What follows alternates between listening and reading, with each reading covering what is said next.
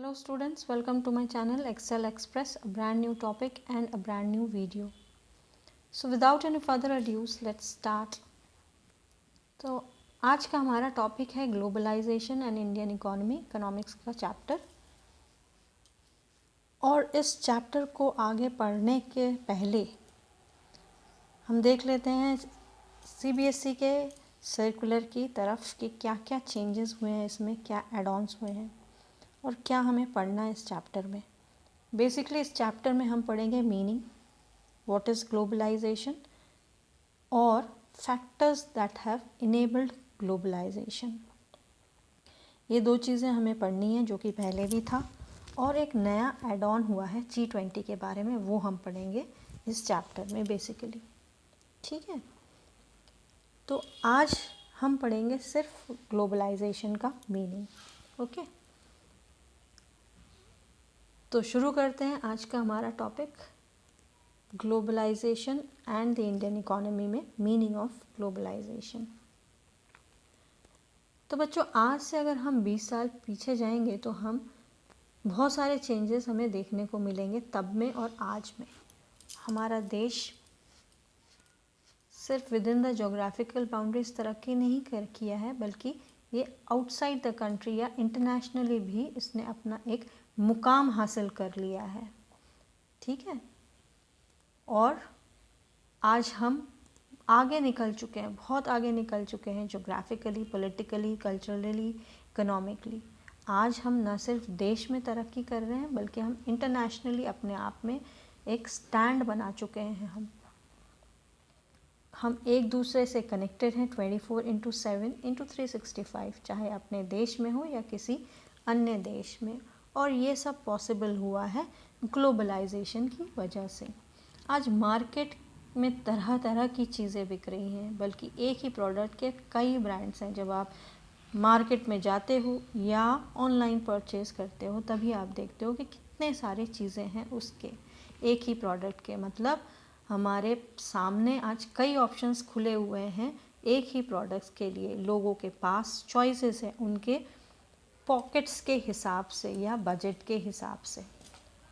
ठीक है, जिसका जितना बजट अलाउ करता है वो उस हिसाब से परचेज कर रहे हैं।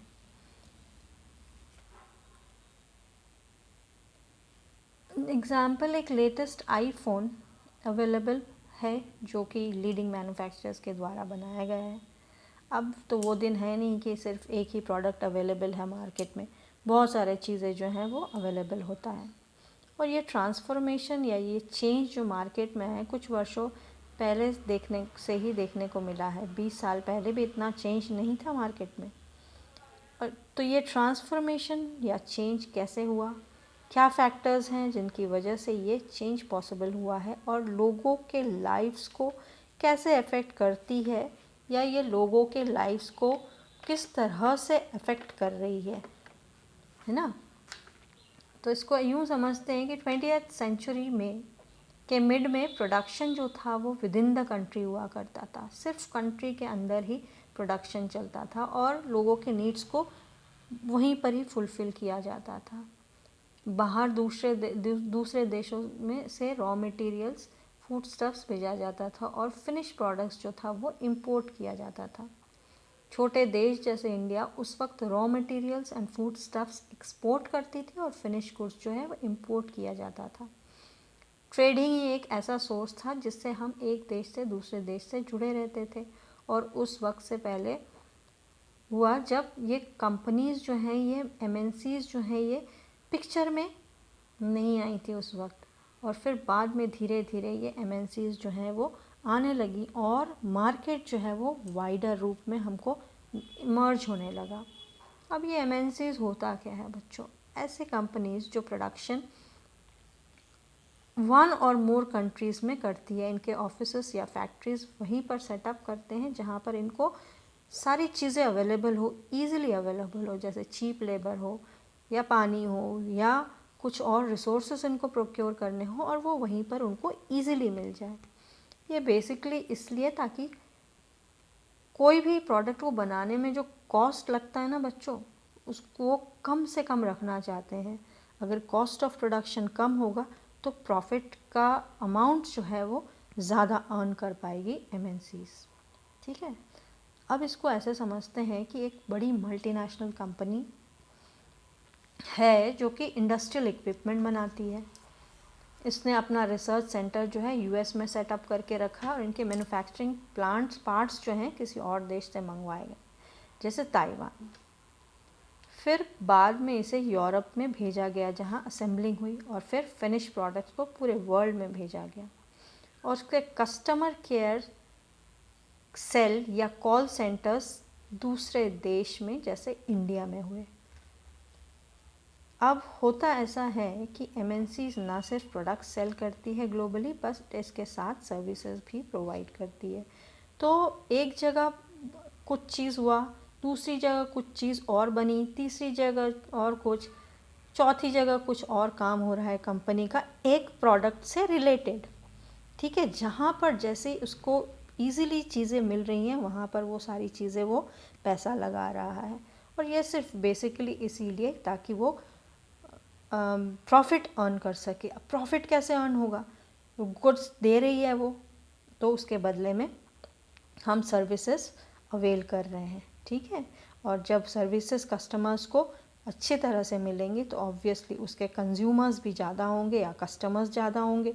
अब जब कस्टमर्स ज़्यादा होंगे तो बट नेचुरल है कि प्रॉफिट वैल्यू या प्रॉफिट रेट जो है वो ज़्यादा हो जाएगा। ठीक है, अब इसमें और भी चीज़ें होती हैं, जैसे मार्केट एक्सेस इजीली होना चाहिए, स्किल्ड और अनस्किल्ड लेबर की अवेलेबिलिटी, फिर बाकी फैक्टर्स ऑफ प्रोडक्शन जो है वो ईज़िली अवेलेबल हो, और गवर्नमेंट के जो पॉलिसीज़ होते हैं वो भी एक इम्पॉर्टेंट रोल प्ले करता है इस ग्लोबलाइजेशन को नया रूप देने में। इन सभी चीज़ों को ध्यान में रखकर MNCs जो है वो पैसा लगाती है। अब उस पैसे को या उस इन्वेस्टमेंट को कहा जाता है फॉरेन इन्वेस्टमेंट। कई बार ऐसा होता है कि MNCs अपना प्रोडक्शन जॉइंटली करती है। कैसे जॉइंटली? कि भाई किसी लोकल कंपनी के साथ उसने अपना टाई अप कर लिया, टाई अप करने के बाद उससे ज़्यादा मुनाफा वो कमा सके। कैसे? कि MNCs ने बोला चलो भाई हम तुम्हारी कंपनी में इन्वेस्ट करते हैं ताकि हमें ज़्यादा प्रोडक्शन मिल सके, जल्दी प्रोडक्शन मिल सके। या सेकेंडली लेटेस्ट टेक्नोलॉजीज़ हम प्रोवाइड करेंगे, उसके बदले में क्या होगा? प्रोडक्शन ईजिली हो जाएगा। ठीक है, तो इस तरह से टाई अप करते हैं ताकि उनका ज़्यादा से ज़्यादा वो प्रॉफिट अर्न करें। कई बार ऐसा भी देखा गया बच्चों कि MNCs जो है वो स्मॉल प्रोड्यूसर से भी टाई अप करती है, जैसे इनको सस्ते दामों में सामान मिल सके और उनके प्रोड्यूस करे फिनिश प्रोडक्ट से ज़्यादा प्रॉफिट वो अर्न कर सके। और बाद में क्या करते हैं, ये अपना लेबल लगा लिया, अपना ब्रांड लगा लिया, अपना लोगो लगा लिया, ताकि ऑलरेडी ये रेप्यूटेड होते हैं, मल्टीनेशनल कंपनीज़ में जाने जाते हैं, तो आसानी से चीज़ें बिक जाती हैं। इनको कोई ज़्यादा, कई बार एडवर्टाइजमेंट्स की ज़रूरत होती है, कई बार नहीं भी होती है, तो ज़्यादातर नहीं होती है क्योंकि ऑलरेडी ये इतने वेल एस्टैब्लिश्ड होते हैं कि अपना ब्रांड लेबल इनका काम कर जाता है। तो इससे MNCs ना सिर्फ प्रोडक्शन कॉस्ट कम करती है बल्कि अपना प्रॉफिट भी कमाती है। इसके साथ साथ वो मार्केट पर अपना कंट्रोल भी रखती है और ट्रेड इन्फ्लुएंस होता है। अब हिस्ट्री में हमने ऑलरेडी सिल्क रूट या trade route connecting India and south Asia पढ़ा है। ट्रेडिंग इंटरेस्ट ही था जो लोगों को अपनी ओर खींच कर लेके आया था। या ईस्ट इंडिया कंपनी की भी हम बात कर लें तो बेसिकली वो हमारे इंडिया से किस लिए अट्रैक्ट हुए थे? हमारे रिसोर्सेज तो ऑब्वियसली थे और जब रिसोर्सेज थे तो उसी वजह से वो ट्रेडिंग पर्पस के वजह से इंडिया में आए थे। ट्रेडिंग या फॉरेन ट्रेडिंग एक अपॉर्चुनिटी देता है प्रोड्यूसर्स को, जिससे वे अपने डोमेस्टिक मार्केट में आगे निकल सके। डोमेस्टिक मार्केट में आगे निकल सके मतलब जहाँ पर आपसे एक आपका बाउंड्री बना हुआ है, आप टेरिटरी में डिफाइंड है, उस चीज़ से या उस बॉर्डर से हटकर जब आप आगे निकलते हैं तो आपकी ग्रोथ निश्चिंत होती है। तो इसीलिए वो आगे निकलकर ट्रेड कर सके, जिससे कंपटीशन बढ़ता है। 10 लोगों से आप मिलते हो, 10 लोगों से आप मिलते हो तो व्यूज़ एक्सचेंज होते हैं। जब व्यूज़ एक्सचेंज होते हैं तो ऑब्वियसली आप उस लेवल पर काम करने लगते हो, और जब उस लेवल पर काम करते हो तो आपका कंपटीशन बढ़ता है। कंपटीशन बढ़ता है तो फिर आप अपने प्रोडक्ट को और बेटर वे में बेचने की कोशिश करते हो। जब आपका प्रोडक्ट या कंज्यूमर्स ज़्यादा होने लगते हैं तो आपका प्रॉफिट जो है वो ज़्यादा बढ़ जाता है। और इससे कंज्यूमर्स का क्या फ़ायदा कि प्रोडक्ट के साथ साथ मार्केट को बेहतर बनाता है और चॉइसेस भी प्रोवाइड करता है कंज्यूमर्स को। तो ये था बच्चों ग्लोबलाइजेशन के बारे में। अब इसको थोड़ा सा सम अप कर लेते हैं, आप जॉट डाउन कर लो पॉइंट्स तो ज़्यादा अच्छा होगा। पहला पॉइंट है ग्लोबलाइजेशन हेल्प्स या refers to the integration of global economics, trade, industries, market and culture.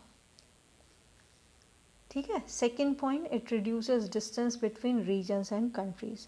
Reduces distance between regions, ऐसा नहीं कि भाई जो जहाँ पे है वो वहाँ से पास आ गया, जो ग्राफिकल डिस्टेंस जो है वो तो डिस्टेंस रहेगा ही, but it brings us closer to other people. ठीक है। जब हम एक दूसरे से इंटरेक्ट करते हैं, अपने व्यूज़ एक्सचेंज करते हैं, तो you get closer to that person. ठीक है। In that same way it reduces distance between countries.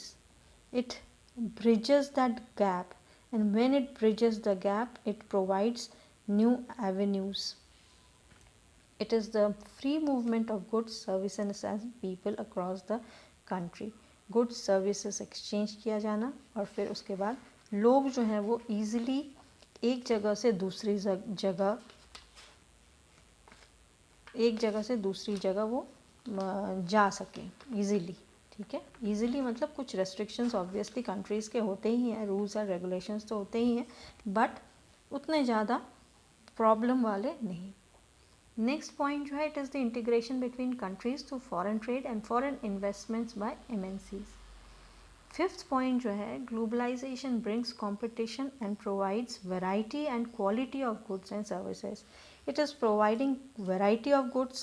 Many options are available in the market. That doesn't mean that it is going to compromise with the quality. Obviously, it has to maintain the quality of the product. Then only the customers are going to get attracted and the MNCs will earn profit. That's all for today in this video. See you in the next video. Stay tuned with Excel Express. Till then, happy learning.